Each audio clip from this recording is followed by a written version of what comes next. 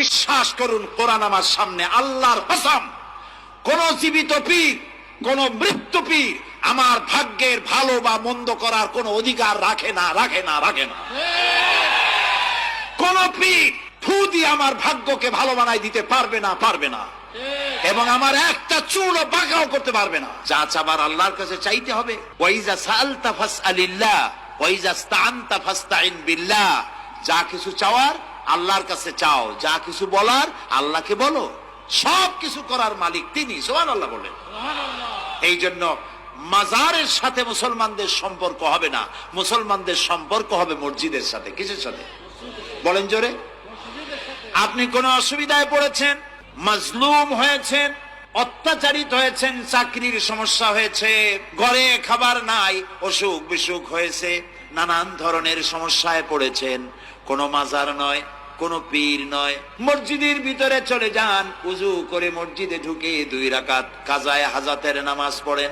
রাসূলুল্লাহর উপরে যখনই বিপদ হতো তিনি নামাজে দাঁড়ায় যেতেন। সুবহানাল্লাহ বলো। আপনি কেন যাবেন একটা কবরের কাছে? আপনার সাহায্য কামনার জন্য কোনো পীর নয়, আপনার সাহায্যের জন্য কোনো কবর নয়, সাহায্য পাওয়ার জন্য কে?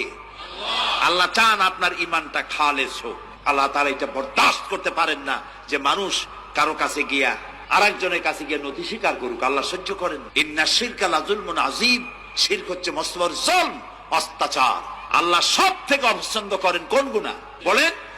শিরক। আল্লাহ সহ্যই করেন না। কেন করেন না? একটা যুক্তিতে আসে। যারা বিবাহ করেছেন তাদের স্ত্রী যদি স্বামীর সাথে যে ধরনের হাসি খুশি প্রেমের আদান প্রদান করে, স্বামী ছাড়া যদি আরেকজন পুরুষের সাথে এরকমের ভাব বিনিময় করে, ফোনে কথা বলে, প্রেম করে, খুব সুন্দর করে ভালোবাসা দিয়ে যদি চিঠি লেখে অন্য পুরুষের কাছে, অথবা প্রেম নিবেদন করে, তাহলে স্বামীদের অবস্থা কেমন হবে বলেন? এইটার জবাব দিতে যদি দেরি হয় তো খুবই কুলক্ষণ। হ্যাঁ, ভয়ানক হবে, ভয়ানক হয়ে যাবে। নিজের চরিত্র যতই যা হোক, বউর চরিত্র ভালো চাই। আচ্ছা বলেন তো, স্ত্রী আপনার সঙ্গে যেভাবে প্রেমের হাসি হাসে, প্রেম নিবেদন করে, ওই রকম আরেকটা পুরুষের কাছে সাথে করলে আপনার সহ্য হয় না কেন? আপনি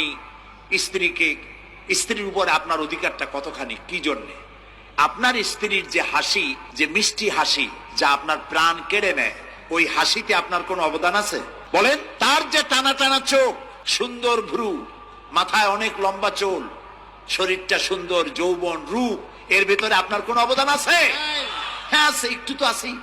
আপনি যে মুখ দিয়ে বউটা হাসে, সেই ঠোঁটে একটু লিপস্টিক লাগাইছেন, যে চোখের জন্য আপনি পাগল, সেই চোখে একটু কাজল লাগাইছেন, শরীরটাকে পেঁচাবার জন্য সুন্দর একটা শাড়ি কিনে দিছেন, একটা শাড়ি দিয়ে, একটু লিপস্টিক কিনে দিয়ে, চুলের একটা ক্লিপ কিনে দিয়ে, একটা ভালো শাড়ি কিনে দিয়া স্ত্রীর উপরে যদি এত অধিকার আছে যে কোনদিন মৃত্যু পর্যন্ত কোন প্রেমের হাসি, ভালোবাসার আদান প্রদান আপনি ছাড়া আর কারো সাথে করতে পারবে না, এইটা যদি আপনার অধিকার এভাবে প্রতিষ্ঠিত হয়, তাহলে এই হাসি যিনি দিলেন, এই দাঁত, এই সুন্দর চোখ, এই রূপ, এই যৌবন যে আল্লাহ তাআলা দিলেন, তার সামনে কোন পীর অথবা কবরের সামনে যদি হাত পাতে আল্লাহ বরদাস্ত করেন না। রাসূল সাল্লাল্লাহু আলাইহি সাল্লাম যে রোগে মারা গেছেন, শেষ অসুখ, সেই সময়ে তিনি বললেন, পৃথিবীর মানুষ সাবধান থেকো, লানাল্লাহুল ইয়াহুদা ওয়ান নাসারা ইত্তাখাযু কুবুর আনবিহিম মাসাজিদা। নিশ্চয় ইহুদি খ্রিস্টানের প্রতি অভিশাপ, নিশ্চয় ইহুদি খ্রিস্টানের প্রতি অভিশাপ। ওরা নবীদের কবরকে মসজিদ তৈরি করেছে, ওরা নবীদের কবরকে মসজিদ তৈরি করেছে। রাসূল সাল্লাল্লাহু আলাইহি সাল্লাম বললেন, লা তাজালু কাবরি ওয়াসানা। পৃথিবীর মানুষ, আমার কবরটাকে ইবাদতের জায়গা করো না। পৃথিবীর মানুষ, আমার কবরটাকে ইবাদতের জায়গা করো না। ইন্নাল্লাহ ইয়াগযিবু আলা কওমিন। নিশ্চয় আল্লাহ ওই জাতির উপরে রাগান্বিত হন যে জাতি কবরে মসজিদ তৈরি করে। মসজিদের সাথে কবরের কোনো সম্পর্ক নেই। আল্লাহ রাসূল বললেন, লা তুসাল্লু আলাইহি ওয়ালা ইলাইহি ওয়ালা বাইনাহুমা। কবরের উপরে সালাত আদায় করো না, কবরের দিকে সালাত আদায় করো না, কবরের পাশে সালাত আদায় করো না। মসজিদের ডানে কবর চলবে না, বামে চলবে না, সামনে চলবে না, পিছনে চলবে না, মসজিদের ভিতরে কবর চলবে না। এই মসজিদ সরাতে হবে, এ কথাই ঠিক। যারা এগুলো করে তারা শিরক করে।